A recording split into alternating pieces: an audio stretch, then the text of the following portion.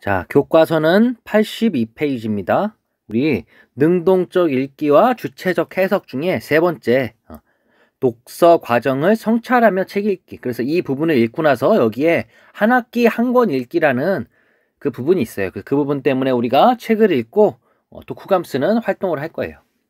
자, 그러면 한번 보도록 하겠습니다. 그래서 능동적 읽기와 주체적 해석, 그리고 그 중에서도 독서 과정을 성찰하며 책 읽기. 그래서 교과서는 82페이지고요.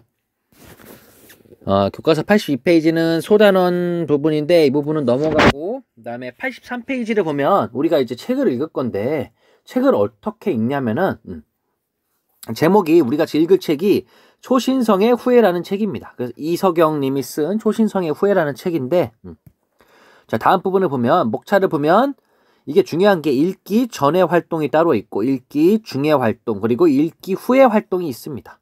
그래서 우리가 읽기 전에 어떤 활동을 해야 되고, 그 다음에 읽기 중에도 어떤 활동을 해야 되고, 그 다음에 읽기가 끝난 후에도 어떤 활동을 해야 됩니다. 그래서 이렇게 읽기, 이거를 뭐라고 하냐면 읽기 전, 중, 후에 따라서 하는 활동이 있습니다. 그래서 우리는 이런 활동을 한 번씩 해보면서 같이 해보도록 하겠습니다.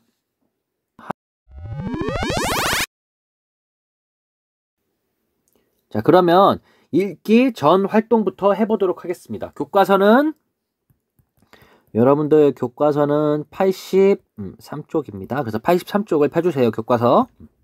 자, 그래서 보면, 교과서를 보면 83쪽에 이런 그림이 있습니다. 그래서 보면은 읽기 전 활동을 통해서 다음은 초신성 후예가 수록된 책의 표지이다. 그러니까 우리가 흔히 책을 보면 책의 표지가 있잖아요.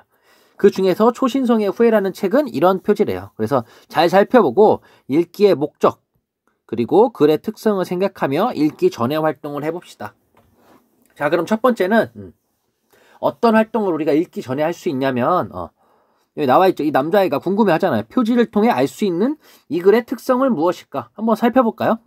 여기 뭐라고 써있냐면 하늘을 읽는 천문학자라고 돼 있는 거 보니까 뭔가 천문학하고 관련된 내용인가 봐요. 그러니까 천문학하고 관련된 거니까 이 우주도 드러나 있고 과학도 드러날 수 있겠죠. 그래서 이 표지를 통해 알 수 있는 특성은 아마도 첫 번째를 살펴본다면 우주, 그리고 과학하고 관련된, 천문학하고 관련된 내용일 거라는 것을 알 수가 있을 것 같아요.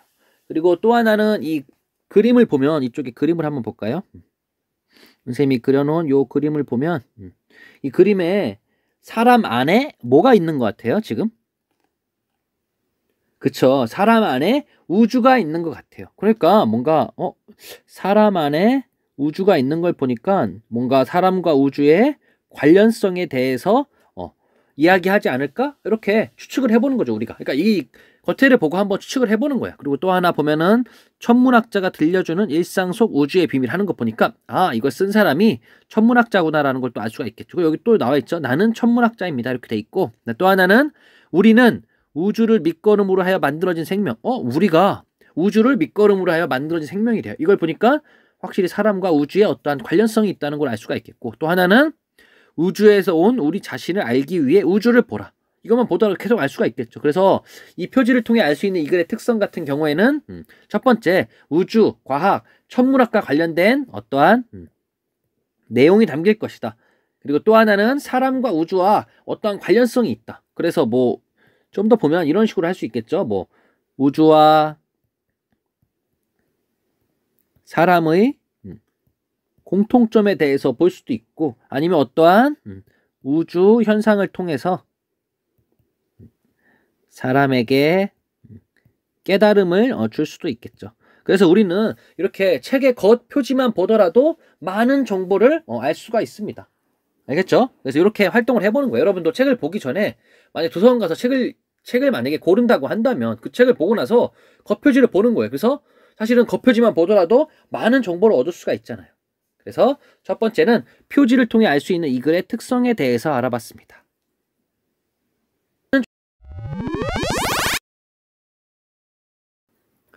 자, 그러면 두 번째로 어떤 목적에 의해서 글을 읽을까? 우리는 글을 읽을 때 여러 가지 목적이 있어요. 예를 들면 선생님이 과제를 내줘서 그 과제를 하기 위해서가 될 수도 있겠고, 아니면 내가 우주에 관심이 많아요. 그러면 그 목적을 해결하기 위해서 본단 말이에요. 그럼 만약에 어떤 목적으로 읽을까라고 생각한다면, 만약에 선생님 같은 경우에는 평소에 우주에 대해서 뭐 천문학에 대해서 관심이 많았어요. 그럼 이걸 보고 나서 목적이 첫 번째는 아마도 관심이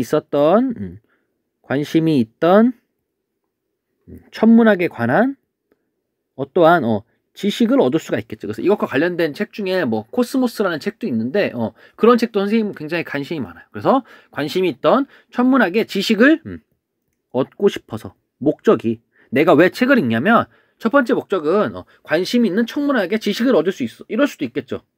또 하나는 두 번째를 보니까 어떠한 자료를 찾기 위해서, 우리가 만약에 선생님이 숙제를 내줬어요. 뭐에 대해서 조사해와라. 뭐 윤동주에 대해서 조사해와라. 그러면 윤동주의 책을 찾아볼 수 있겠죠. 이렇게 자료를 찾을 수도 있고, 그 다음에 세 번째는 그냥 심심해서 읽고 싶어서, 우리가 꼭 책을 어떤 목적으로 읽는다고 했을 때 뭔가 숙제나 그렇지 않더라도 그냥 만약에 서점에 갔다가 책을 보고 나서 이 책 겉표지 보고 마음에 든다, 한번 읽어볼까, 이렇게 가볍게 읽을 수도 있어요. 그래서 이러한 목적이 있다는 거예요. 그래서 책을 읽을 때에는 우리가 읽기 목적과 이 글의 특성을 한번 생각해 보면, 아까 봤을 때 이 글의 특성도 봤고 지금은 읽기의 목적도 봤습니다.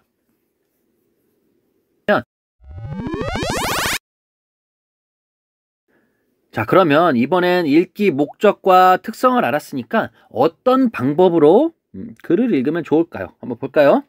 첫 번째는 내가 이 지구 과학에 대해서 궁금했어요. 그러면 이거를 보기 위해서 꼼꼼하게 볼 수도 있겠죠. 그래서 도서관이나 책상에 앉아서 꼼꼼하게 볼 수도 있어요. 내가 책을 읽을 때 휘리릭 읽을 수도 있고, 아니면 진짜 필요한 자료라면 꼼꼼하게 읽을 수도 있겠죠. 그래서 도서관이나 책상에 앉아서 꼼꼼하게 읽을 생각입니다.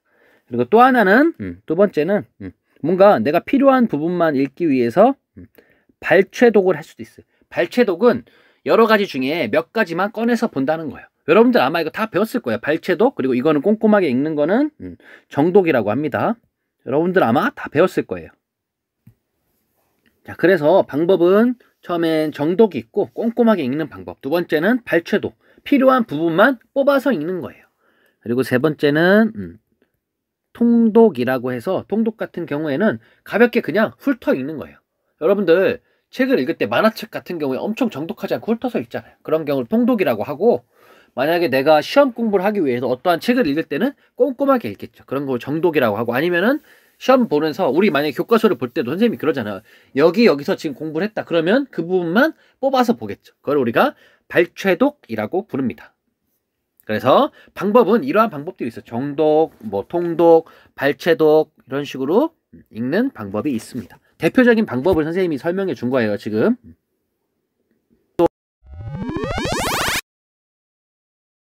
자, 이번엔 표지를 통해 알 수 있는 글의 특성도 봤고, 그 다음에 읽기의 목적도 봤고, 그 다음에 어떤 방법으로 읽을지도 한번 봤어요. 그럼 이번엔 이 글의 내용을 한번 예측해 볼까요? 어떤 내용이 나올지. 여기 보면 제목에 초신성의 후회라고 돼 있어요. 뭔가 후회라고 돼 있는 거 보니까 이 단어를 통해서 알 수 있는 사실은 뭔가 지금의 인간이나 혹은 생명, 혹은 우주의 뭔가 기원에 대한 이야기가 담겨 있을 것 같아요. 우리가 누구의 후회, 어떤 사람의 후회라고 한다면 그 사람에 대한, 그 사람 후손들에 대한 이야기잖아요. 그러니까 후회라고 한 거 보니까 당연히 인간이 나올 수도 있고, 혹은 초신성이라고 하니까 이게 천문학과 관련된 우주 이야기니까 우주의 어떠한 기원에 대한 이야기일 수도 있을 것 같아요. 그 다음에 내용을 예측해보면, 근데 좀 더 쉽게 설명을 해주려고 하는 것 같아요. 보면은 뭐 읽는 과학 이야기, 그러니까 예전처럼 글이 딱딱한 게 아니기 때문에, 뭐 두 번째는 그럴 수 있겠죠. 뭔가 우리가 알 수 있는 우주의 원리 혹은 속성 같은 그런 것을 쉽고 재미있게 설명한 책 같기도 해요. 그래서 이거는 여러분들이 한번 예측을 해보는 거예요. 선생님은 이렇게 예측을 해봤는데 여러분들은 보고 나서 아, 좀 지루하겠다 이럴 수도 있고 이 사람 여기 사람이니까 이렇게 생기신 분이구나 하고 어떤 내용을 들려줄까 이렇게 궁금해하면 됩니다. 여기까지는.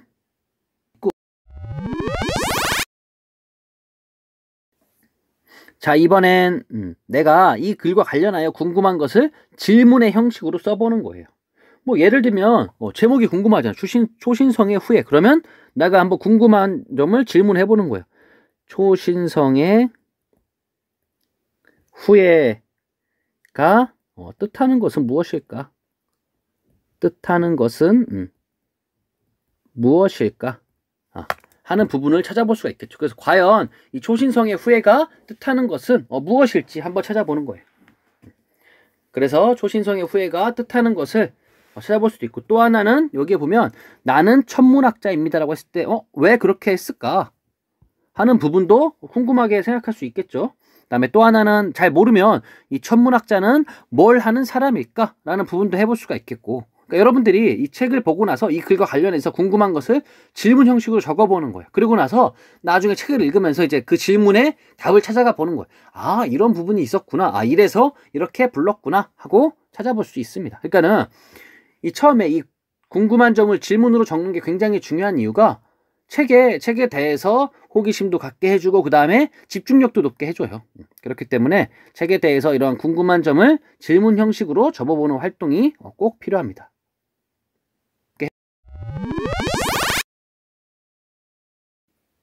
자, 그 다음에 읽기 전 활동을 봤으니까 이번에는 읽기 중 활동을 보도록 하겠습니다. 읽기 중 활동은 교과서 84쪽이 되겠습니다. 여기를 한번 펴보도록 하세요. 자, 그러면 이러한 읽기 중 활동을 하면서 다음에 글을 읽어볼 건데 어떻게 할 거냐면 첫 번째는 활동 첫 번째 궁금하거나 중요한 내용을 표시하면서 읽는 거예요.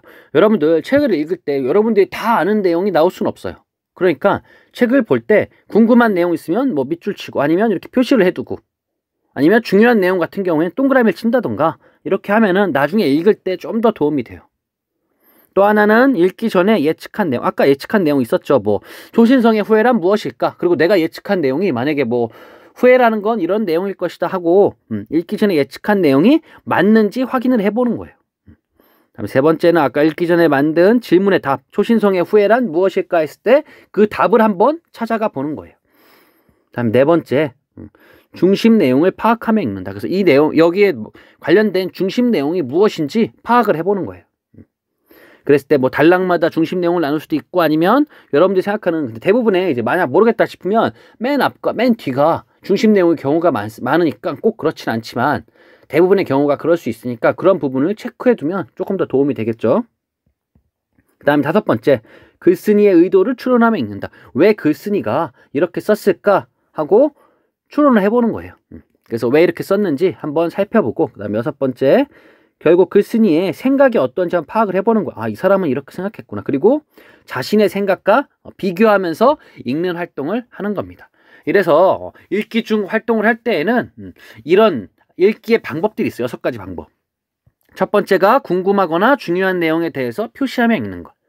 그리고 두 번째가 읽기 전에 예측한 내용이 맞는지 확인하며 읽는 것. 그 다음에 세 번째가 읽기 전에 내가 만든 질문에 이제 답을 찾아가 보는 거예요. 하면서. 그 다음에 네 번째는 각 단락 혹은 문단마다 중심 내용을 찾아보는 것.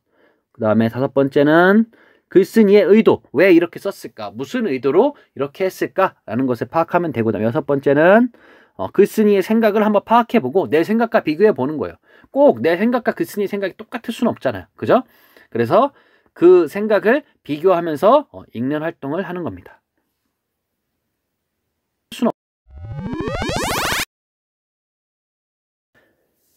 자, 그러면 본격적으로 교과서 82페이지 내용을 보도록 하겠습니다. 자, 첫 번째 줄부터 한번 볼까요? 처음 부분을 보면 학생은 박씨군요. 그럼 본은 어디입니까? 라고 물어봤어요. 그랬더니 학생이 본은 땡땡땡입니다 라고 대답했어요. 그때 또다시 본이 어디라고요? 했더니 땡땡입니다. 했더니 다시 본이 어디입니까? 이렇게 물어본 거예요. 그러니까는 여기 이제 나와 있죠.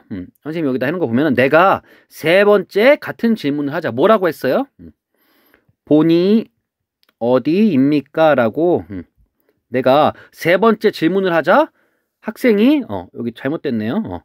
어리둥절해 한다. 그래서 학생이 어리둥절해 하는 거죠. 왜 이렇게 질문들을 했냐면 같은 질문을 반복함으로써 글쓴이 행동에 호기심을 자아내는 거예요. 그러니까 예를 들어서 계속 같은 질문을 하면 그런 생각이 들잖아.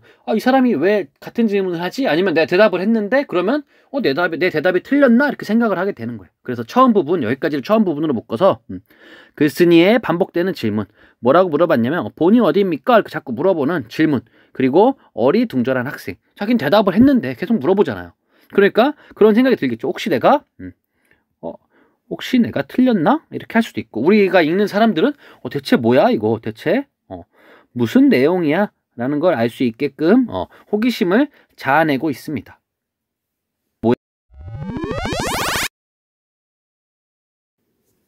자, 그러면 이번에는 교과서 84페이지 6번째 이제 중간 1부분부터 보도록 하겠습니다.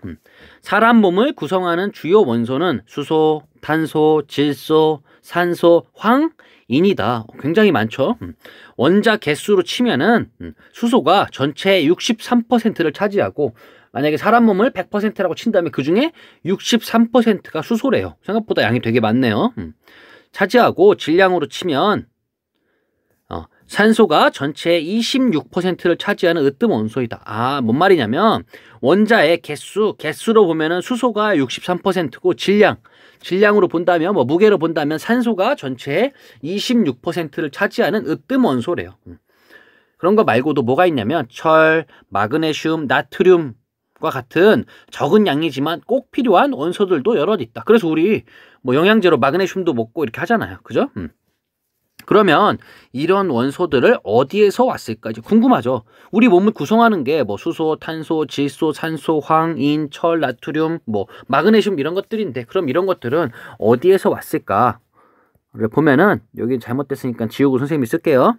어디서 왔냐면 거기에 대해서 사람 몸을 구성하는 원소들의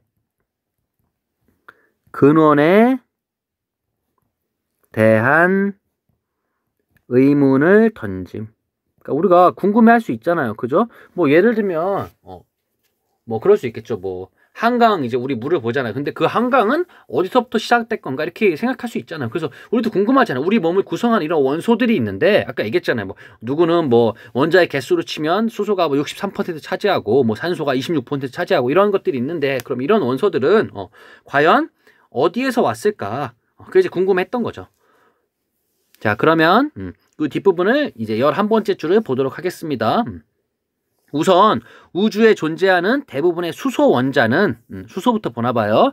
우주 초기 우주의 나이가 1초일 때부터 대략 3분이 될 때까지 만들어졌다. 굉장히 초기에 만들어졌나봐요. 우주의 나이가 1초일 때부터 3분이라고 했으니까. 그러면서 빅뱅 이론을 정립한 조지 가모 교수는 빅뱅 이론이 뭐냐면 화면을 볼게요. 우주가 태초에 폭발에서부터 시작됐다는 이론. 그러니까 우리도 궁금하잖아요. 그러면 우주는 어떻게 생겨났을까라고 생각해봤더니 이 조지 가모라는 교수가 그런 얘기를 했대요. 뭐라고 했냐면 뭔가 처음에 폭발을 하면서부터 우주가 생겼다 이렇게 설명을 하고 있는 거예요. 다시 돌아가서 볼게요. 그래서 조지 가모 교수는 뜨거운 초기 우주에서 작은 입자들이 고속으로 만나 어떻게 수소와 헬륨 원자핵을 최초로 만들어냈는지 밝혀내었다. 대단하지 않아요? 보면은 우리 몸의 핵심 요소이자 기구를 띄우기 위해 종종 집어넣는 기체이고, 기구라면 열기구 같은 거, 그리고 미래 자동차 연료로 주목받고 있으며, 요새 이런 자동차 되게 많이 나와요. 우주 전체 물질 질량의 70%를 차지하고 있는 수소. 여기까지가 수소에 대한 설명이었나 봐요. 그래서 83페이지 14번째 줄부터 17번째 줄까지 수소에 대해 설명하고 있어요. 뭐냐면 아까 얘기했잖아요. 우리 몸을 원자 개수로 치면 63%를 차지하고 있는 이 수소. 이거는 열기구를 띄우기 위해서 쓰이고, 또 하나는 미래 자동차 연료. 그래서 요새는 수소차도 많이 나와요. 그래서 수소차에 관련된 거기서도 주목받고 있는 우주 전체의 물질 질량의 70%를 차지하고 있는 수소. 선생님 처음 알았어요. 그 수소는 우주 초기 처음 3분간 만들어져 온 우주에 고루 뿌려진 후 오늘날 우리 몸속에 자리 잡게 되었다는 현대 우주론에서는 이해한다. 그러니까 우주 초기에 3분 동안 만들어져서 온 우주에 막 다수소가 뿌려졌나 봐요. 그러고 나서 오늘날 우리 몸에도 자리 잡게 되었대요. 우선 84페이지 내용을 여기까지 보고 밑에 보면 우리가 궁금했던 제목이 초신성의 후예였잖아요. 그럼 초신성은 뭘까라고 보면은 질량이 매우 큰 별의 폭발을 이야기한대요. 그러니까 폭발할 때 방출되는 빛이 마치 거대한 별이 새로 탄생한 것처럼 보인다고 해서 붙인 이름이 초신성이래요. 그래서 우리 거기까지 지금 84페이지 내용까지 지금 보고 있습니다.